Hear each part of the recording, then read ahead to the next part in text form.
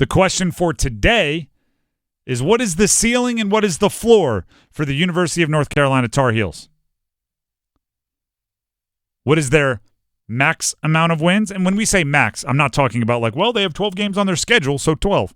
I'm talking about realistic expectations, looking at their range of outcomes. What is their ceiling and what is their floor? Strength of schedule. You have to look at the teams. Mm-hmm.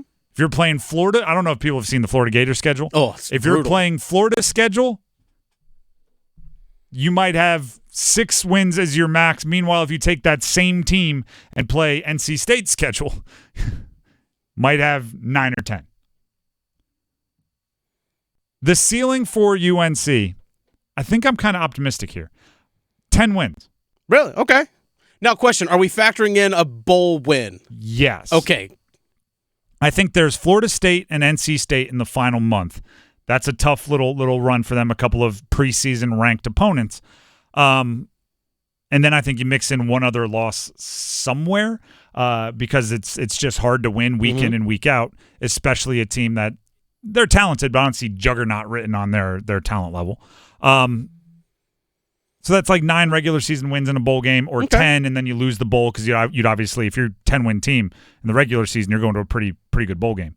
But if you look at it like, oh, by the way, I didn't say the floor yet, did I? Ceiling 10 wins. I think floor is 6.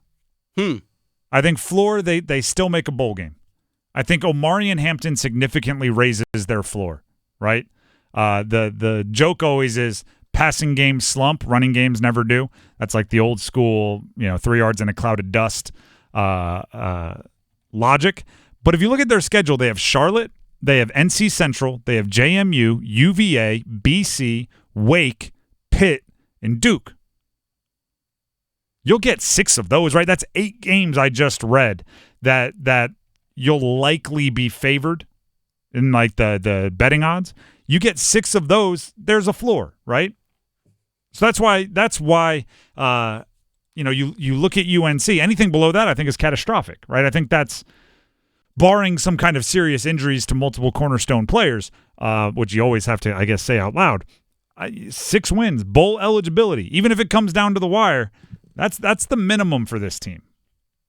10 wins is everything broke your way, right? And that means you pick the right quarterback in the preseason competition, and they don't take a month to get going, right? That means you pick the right quarterback, and they hit the ground running. And Omari and Hampton in that offensive line, which is largely new players. You'll have 4 new starters this year. They mesh from the beginning. Like, there are some things that have to go their way, but their schedule is not overly terrifying. They the Minnesota game, which is their opener in Minnesota, that's their most daunting non-conference game. And, even the most try-hard of the Big Ten stands, right, the Big Ten super fans, aren't throwing like, and we have Minnesota into their arguments, right?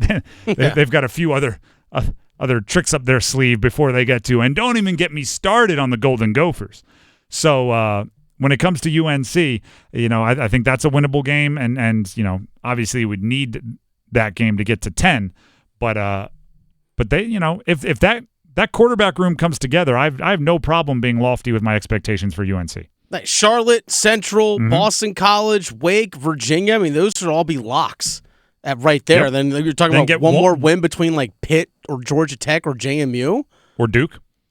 Yeah. Like one more of those. If you get anything less than that, that's catastrophic. Their schedule isn't very daunting. I feel comfortable in that 8-9 range. Like 8 regular season, 1 a bowl game, 9. That's what I feel for them. Minnesota's not going to be easy because everything you said about offensive line, a lot of new parts and a new quarterback. How fast does it gel together? Florida State on the road is not easy in the rivalry game against NC State as well. I've been calling them an everything but team. I'm confident in a lot of what they have, but the quarterback, right? Because they haven't even named their quarterback. We just don't know. Connor Harrell, Max Johnson are the 2 main competitors for the starting quarterback job. But quarterback is like pitching staff or something like that, right?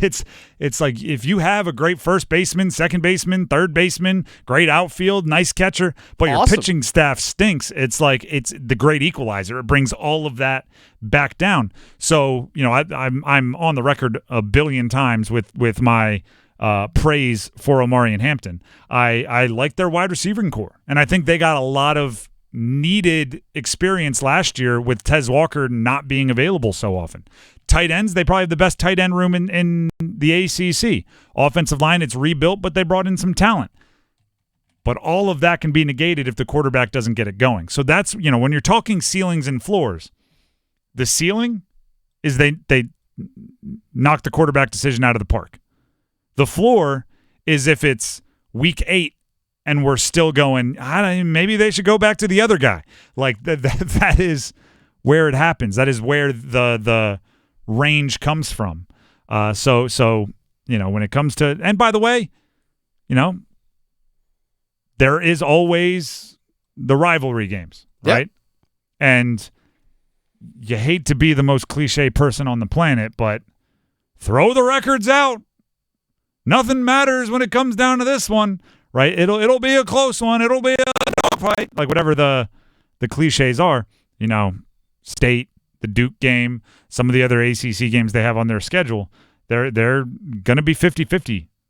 And so much of that, again, comes down to the quarterback. Do you have the 80-yard drive with a minute 15 on the clock? Do you have the get in field goal range after taking over with 47 seconds and no timeouts? Like that's going to come down to the quarterback. So a lot's going to fall on, is it Max Johnson? Is it Connor Harrell? And then do they live up to the expectations once they're in the mix? 10-win ceiling, which, by the way, ceiling is the roof. There it is. When we're talking UNC, how did I not see that coming? The ceiling is the roof. That's so perfect. It's so perfect. Ceiling 10 wins, which 10 wins would be a great season for them.